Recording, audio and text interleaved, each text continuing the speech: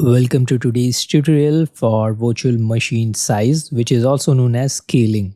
Let's go to our virtual machine section. So let's open one of our virtual machine, which we have spinned previously. I'll click open.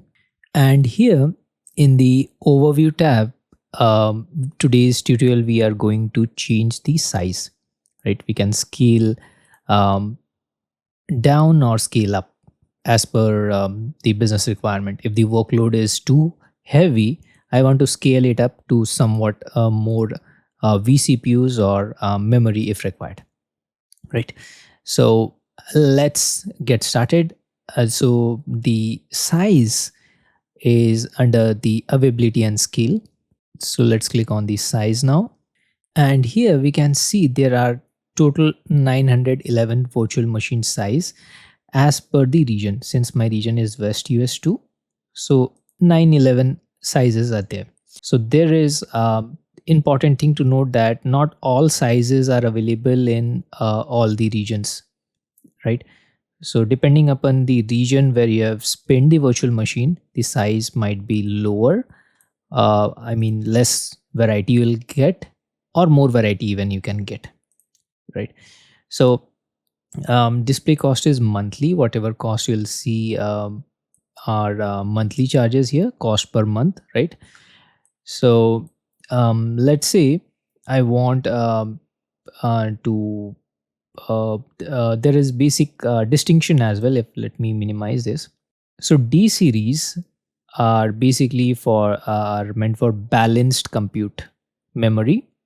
These are meant for general workloads. We have V6 and V7, right? So, and B series, that is budget friendly series, burstable workloads. B series is not available here somewhat.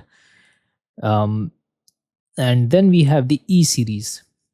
E series is our memory optimized. If you look here, memory optimized for heavy applications. So similarly, if you open F series, it's compute optimized. If you want more compute power, these are way to go. So IOPS and all, the differences you might be noting here.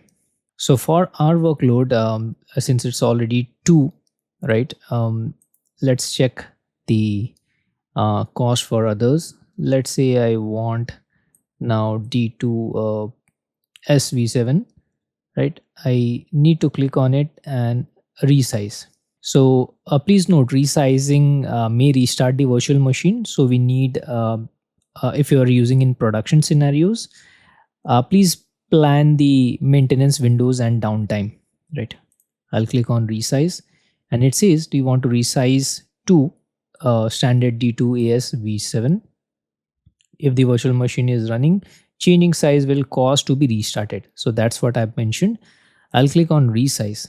It says resizing virtual machine.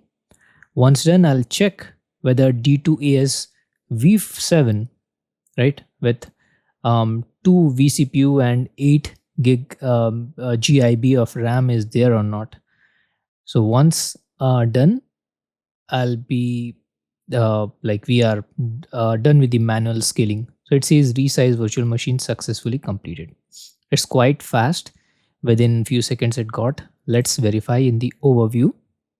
So here, now in the overview, if you look, we got the standard ALS D7 it shows.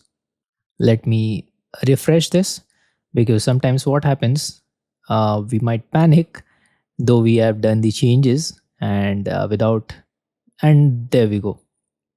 Now we have 8 GIB of memory. So a quick tip, always in the Azure portal, make sure to refresh the page once done, because you might see the successful message, but in reality it might not reflect instantly. But once you refresh, it will reflect.